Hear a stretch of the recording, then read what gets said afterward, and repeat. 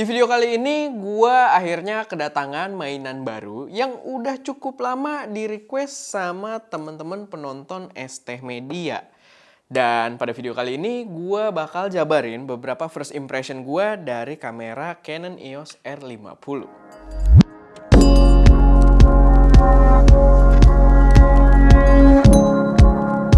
Halo semuanya, selamat datang di channel ST Media dengan gue Erwin. Dan pada video kali ini gue pengen ngasih first impression gue dari nyobain kamera mirrorless terbarunya Canon yang entry level, yaitu adalah Canon EOS R50 atau R50. Nah, kamera ini sebenarnya pilihannya itu ada dua warna, warna hitam dan juga putih, karena itu memang hal yang biasa terjadi pada kamera-kamera yang ditujukan untuk para influencer.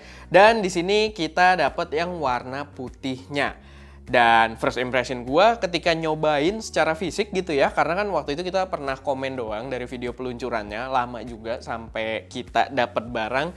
Dan sekarang pas nyobain secara fisik, sebenarnya lumayan oke lah impresinya. Karena tadinya gue punya ekspektasi kalau si EOS R50 ini itu rasa bodinya bakal plastik banget, karena dia jajaran paling kecil juga atau paling budget.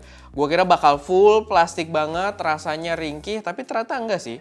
Lumayan berbobot juga karena mungkin terbantu sama lensanya, sama dia di sekelilingnya ini dilapisi sama rubber kulit jeruk gitu, yang tadinya gue pikir itu bakal plastik semua, hard plastik, atau mungkin kalaupun kayak ada tekstur ala-ala doang tapi tetap hard plastik. Tapi ternyata enggak, di sini dia tetap dilapisi dengan rubber soft touch yang menurut gua lumayan oke untuk kelasnya, dimana dia sebagai kamera mirrorless paling entry level dari Canon RF saat ini. Buat desain sendiri menurut gue improvement ya. Kalau ngelihatnya dari jajaran M50 yang kameranya kelihatan biasa aja, di sini tuh kayak kelihatan cakep gitu somehow. Kayak rasa RF-nya tuh berasa banget di R50 ini. Jadi gue cukup appreciate juga untuk desainnya yang kelihatan lebih elegan aja gitu dibandingkan M50 yang kelihatannya biasa banget. Sayangnya dial buat kontrol itu dia cuma ada satu di sisi atas yang kita bisa atur fungsinya, mungkin buat shutter speed atau mungkin buat aperture.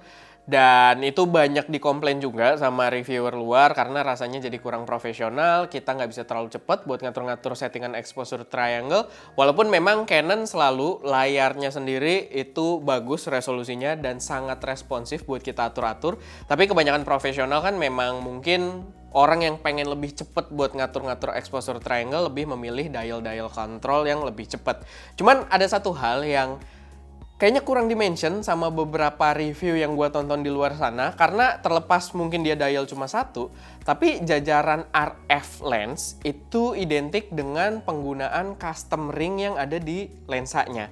Jadi di sisi depan lensanya itu biasanya ada custom ring yang kita bisa atur, dan salah satunya custom ring ini bisa diatur juga sebagai aperture value control gitu. Jadi kita bisa ngatur aperturnya di sini, cepet juga, sama mungkin shutter speed baru di dial controlnya ini. Jadi menurut gua itu bisa tetap jadi solusi, walaupun ada satu case yang agak unik di unit gua ini. Setelah gua setting itu tidak berfungsi si RF ringnya ini, custom ringnya buat aperture control.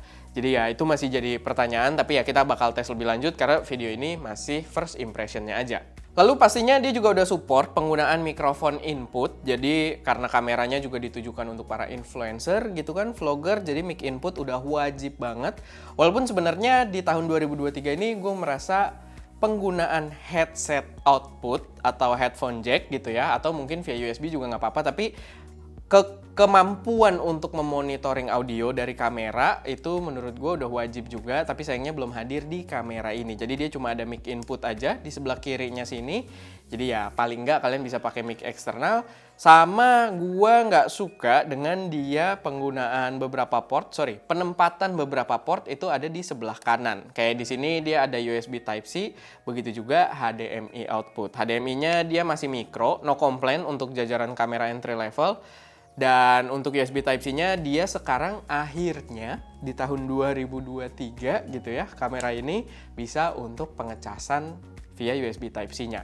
Walaupun ada video yang gue tonton katanya kalau kalian pakai baterai third party itu pengecasan via USB Type-C-nya nggak bisa, yang itu jadi satu catch lagi. Walaupun mungkin tujuannya bagus gitu ya, biar menghindari konsleting atau semacamnya.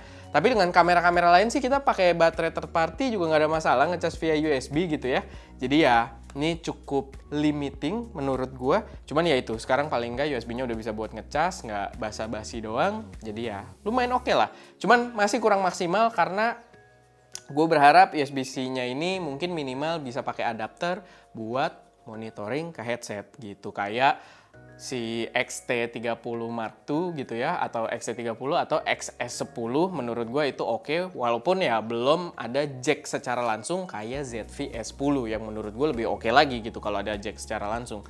Tapi ya itu sayangnya di sini belum ada capability untuk audio monitoring via headset sama sekali. Buat harga sendiri dia udah bisa kalian pre-order, udah diumumin harganya. Kalian bisa cek mungkin di toko kamera kesayangan kalian atau di Focus Nusantara juga udah bisa buat pre-ordernya. Dan si EOS R50 ini mulai dijual dengan harga 12 juta rupiah untuk body only-nya, 11.999 gitu ya. Sama versi kitnya yang kayak punya kita di sini 1845 itu dijual seharga 14 juta rupiah. Buat gue sebenarnya harga tersebut cukup pricey, tapi pendapat gue cukup subjektif mengacu pada sebenarnya nggak subjektif juga sih, objektif sebenarnya, tapi ya mengacu pada harga resmi globalnya gitu. Harga di Indonesianya entah kenapa lumayan mahal. Dan secara value sih gue belum bisa tentuin gitu ya. Buat value secara overallnya gue belum bisa tentuin karena dia baru banget datang, belum ada sehari kita cobain. Jadi ya mungkin kita harus tes lebih lanjut apakah di harga tersebut dia bisa jadi opsi yang tetap menarik.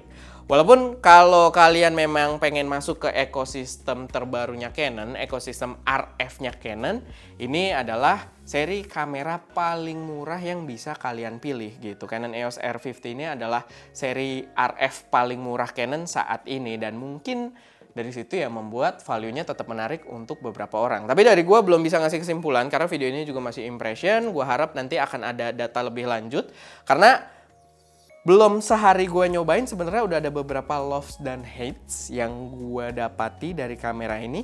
Sama ada beberapa isu yang mungkin gue harus cari tahu sebenarnya cara untuk resolve-nya dulu sebelum ya nanti gue jadikan sebuah kesimpulan gitu. Kayak tadi untuk si custom ring di RF lens-nya ini entah kenapa belum bekerja gitu. Jadi ya mungkin ada beberapa hal yang harus gue tes dulu lebih lanjut. Sampai ya nanti gue akan bahas lagi di video yang selanjutnya. Tapi ya paling itu aja sih sedikit impression gue dari Canon EOS R50 kali ini. Kalau kalian punya pertanyaan, koreksi, saran, atau ya kalian punya saran kita mau reviewnya kayak gimana buat kamera ini, silahkan taruh aja semuanya di kolom komentar. Dan ya itu aja. Semoga bermanfaat, semoga bisa memberi sedikit gambaran yang lebih jelas. Dan ya itu aja. Gue Erwin, di belakang kamera ada Ska, dan jangan lupa untuk berkarya.